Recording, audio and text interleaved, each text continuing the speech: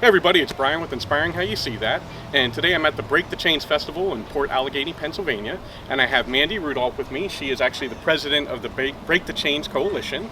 And Mandy, thank you for being with us today. We really appreciate it. Thank you, Brian. And so this is the fourth annual It is. festival? Yes. Okay. And how did you guys get started with the festival? I am a member of the CMA Church in Port Allegheny, and within a 6 months period of time, we had two families that were impacted. One, we had a young man die to suicide, and then within 6 months, we had another one that had overdosed. And they were dear families to us, and we just wanted to do something. We couldn't figure out what it was, but we wanted something that would leave an impact on the community. Sure. You know, a lot of people do benefits and have like spaghetti dinners and things like that, and those are all great things. But we wanted to do something that would help change the culture. And so I think there were 3 of us at the time. We got together and we started throwing ideas around. And we're like, let's have a festival, and we'll invite like Narcotics Anonymous and ADIS, and we will bring them down to the square. But in amongst that, we will put vendors and music to bring the community in. We really felt that if we really pushed that this was a recovery program, that people wouldn't come that needed to come. Sure. So it's more of a festival that we talk about, and then once they're here, we have speakers and things, self-help groups that are here to help them. Sure. You know, so as they're walking around looking at things, something might catch their eye and they might stop and get the help that they need. Sure. That's great, because I know there's kind of a stigma to addiction and, Sure. and mental health, things of that issue. So Yep. have you found that having the music, like you said, kind of making it less of a confrontational, that people are Absolutely. more open to come and talk about Yeah, it? absolutely. We've just seen such amazing things. People that have just walked past on Main Street, or even have been traveling through Port Allegheny, and they see that the festival's happening, and so they stop in, and you know, something just touches their hearts and their lives have been changed. And we Sure. have seen that every year consistently.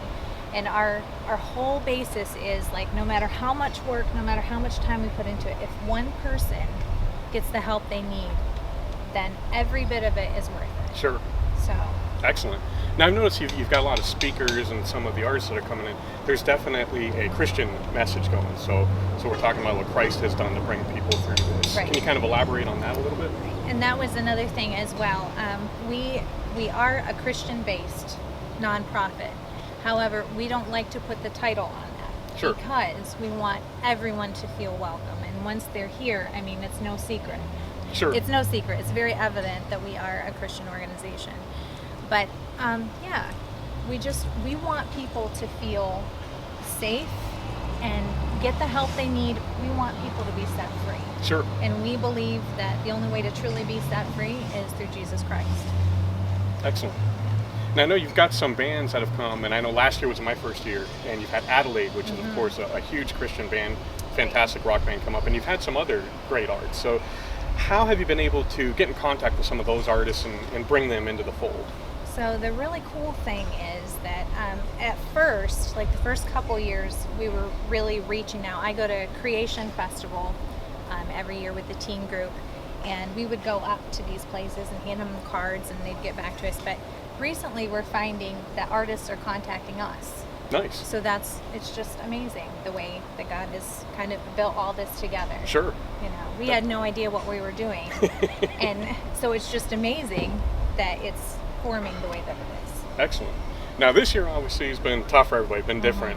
So how has the whole COVID, everything affected you setting up this festival, and with vendors, with people coming? How's that affected? But the truth of the matter is, COVID is real, but so is suicide and addiction. Right. And we're seeing in our nation that those rates are going up. And a lot of it has to do with people are feeling secluded and alone, more so than they ever have. And it was bad before. Sure. And so after praying about it, we contacted like the local authorities and told them, we want to have this festival. It's outside. How do you feel about it? And so we have masks available. We have sanitation. things that we have to go through. We have flyers up that please wear your mask when you're in contact. We're doing our best to be considerate in all that we do, to show people that we care about them. Because, I mean, it's not really about whether I think the mask is a good idea or you don't. It doesn't matter. Right. The point is we care about people. Sure. So if it's a concern of yours, we want you to know it's a concern of ours. And so with all that in mind, we decided to push forward. And I'm so glad we did. Excellent. So, Yeah, we just want to let everybody know, whether it's this year or any year, if you come to the festival, it's always going to be safe, it's always going to be welcoming, so we hope that you check it out. And with that in mind, what are your plans as far as expansion or moving into further years with the festival? Well, we have a new idea. In previous years, we have done a 5K. We want to continue that. We're looking at the fall for that. I'm a little too hot right now. But we did something new. It was back in March. We did a coffee house. It was a smaller venue. We had coffee and a bake sale, and entertainers came in and speakers. It was just kind of low key, and it went really well. So we're going to look into having one in October and then again in the spring. Okay. So the 5K and 2 coffee houses, and then the festival in July next year. Excellent. Yeah. Now, where is there a website or anything that viewers can find out more information about the festival? We are on Twitter, Instagram, and Facebook at Break the Chains Coalition. So if you visit any of those places, you can get updates on what's going on. Excellent. Okay, before we go, is there anything else that you'd like to let everybody know about the festival or the coalition as a whole? Well, I just want to let you know that if you are feeling alone, you are not alone. And please visit our Facebook site. Our information's on there. My name is Mandy. My number is right on the site.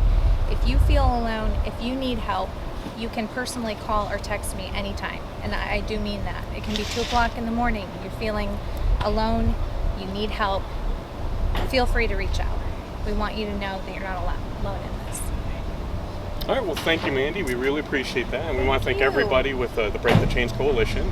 And everybody, we want to thank you again for spending this time with us. We always love when you stop by. And, if you like this video, please give us a thumbs up, subscribe to the channel. That way you can keep up with everything that Kevin and I are doing. So until next time, again, thank you. We love you. God bless, and rock on.